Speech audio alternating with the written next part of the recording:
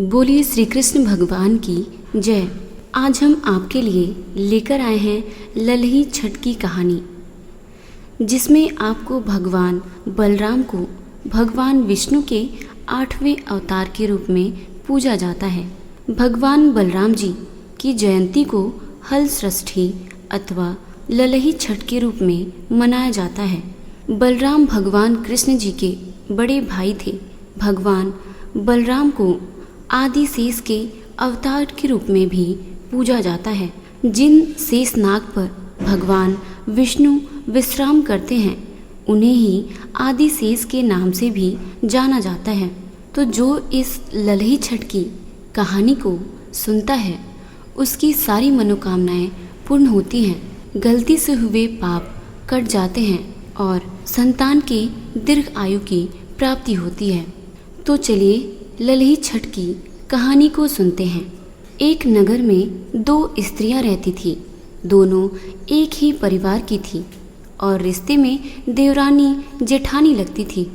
देवरानी का नाम सलोनी था, जो बड़ी ही नेक, सदाचारिणी तथा दयालु थी। जेठानी का नाम तारा था। वह स्वभाव से बड़ी ही दुष्ट भाव की थी। एक बार दोनों ने हल छठ का व्रत किया। विधिवत पूजा इत्यादि के बाद शाम को दोनों भोजन के लिए थालियां परोसकर ठंडी होने के लिए रखकर बाहर जा बैठी। उसी दिन सलोनी ने खीर तथा तारा ने महेरी बनाई थी। अचानक 2 कुत्ते उनके घर में घुसे और भोजन खाने लगे। अंदर से चप चप की आवाज आई तो दोनों अपने अपने कक्ष के भीतर जाकर देखने लगी। सलोनी ने कुत्ते को खीर खाते देखा तो कुछ नहीं बोली तथा बर्तन में बची हुई बाकी खीर भी उसके आगे डाल दी। लेकिन तारा थाली में मुंह मारते कुत्ते को देखते ही आग बबूला हो गई। उसने कमरे का द्वार बंद किया और फिर डंडा लेकर कुत्ते को इतना मारा कि उसकी कमर ही तोड़ डाली। कुत्ता अधमरा होकर जैसे तैसे जान बचाकर वहां से भागा। दोनों कुत्ते जब बाहर मिले तो एक दूसरे का हाल चाल पूछने लगे। जो कुत्ता सलोनी के यहाँ गया था बोला, मैं जिसके कक्ष में गया था वह स्त्री तो बड़ी भली है।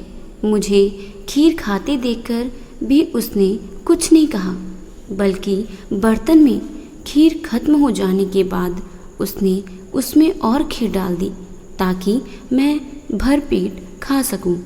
उसने तो मेरी आत्मा ऐसे तृप्त की कि मैं उसे बार बार आशीर्वाद दे रहा हूं। मेरी तो ईश्वर से यही कामना है कि मरने के बाद मैं उसी का पुत्र बनूं और जीवन भर उसकी सेवा करके इस ऋण को चुकाता रहूं। जिस प्रकार उसने मेरी आत्मा को तृप्त किया है, उसी प्रकार मैं उसकी आत्मा को तृप्त और प्रसन्न करता रहूं। अब तुम बताओ, तुम्हारे साथ क्या बीती? लगता है तुम्हारी तो खूब पिटाई हुई है। दूसरा कुत्ता बड़े ही दुखी स्वर में बोला, तुम्हारा अनुमान ठीक है भाई। आज से पहले मेरी ऐसी दुर्गति कभी नहीं हुई थी। पहले तो थाली में मुंह मारते ही सारा जबड़ा हिल गया।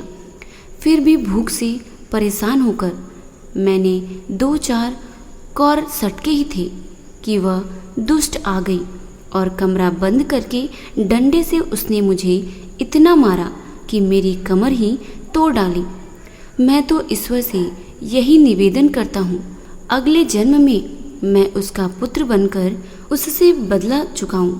जैसे उसने मार मार कर मेरी कमर तोड़ी है, वैसे ही भीतरी मार से मैं भी उसका हृदय और कमर तोड़ डालूं। कहते हैं कि बेजुबान की बद्दुआ बहुत बुरी होती है।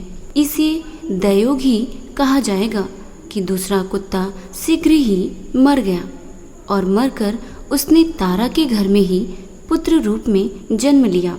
पुत्र रत्न पाकर तारा बहुत खुश हुई।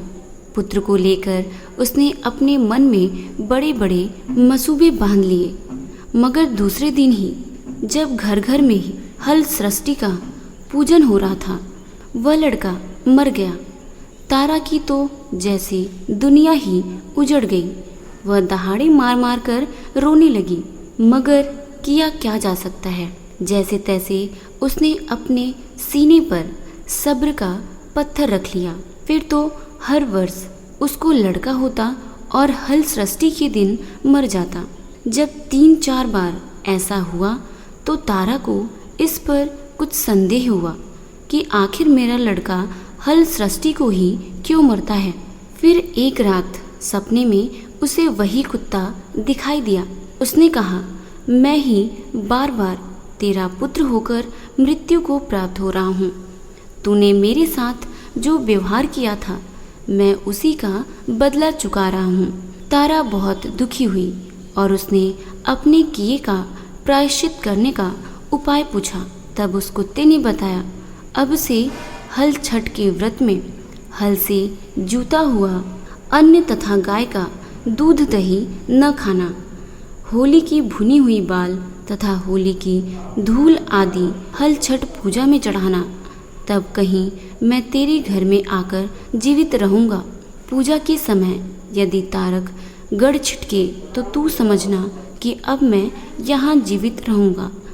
तारा ने वैसा ही किया और इस हल सृष्टि के व्रत के प्रभाव से उसकी संतान जीने लगी। तभी से संतान कामना और सुख सौभाग्य के लिए यह व्रत किया जाता है।